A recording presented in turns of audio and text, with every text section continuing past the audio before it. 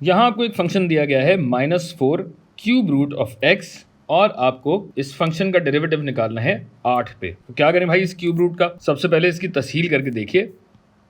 -4 और cube root of x का मतलब है एक्स की ताकत 1/3। तो अब तो बहुत आसान हो गया भाई। जिस तरह हम डेरिवेटिव लिया करते हैं पावर रूल लगता है, -4 जूं का तू रहेगा, ज़रब ताकत आएगी नीचे 1/3, एक्स की ताकत 1/3 में से 1 निकाल लिया जाएगा। तो हमारे पास एफ डैश की इबारत बनेगी -4/3 एक्स की ताकत -2/3। और अब एफ डैश 8 निकालना है तो बस ये कीजिए कि जहां एक्स है वहां 8 डाल लीजिए, तो ये हो जाएगा -4/3 ज़रब 8 की ताकत 2/3, लेकिन ये मनफी है। अब इसकी तस्वीर कैसे करें भाई?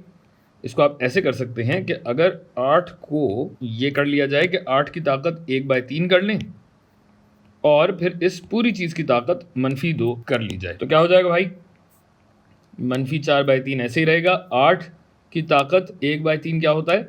2, यानी 2 की ताकत -2।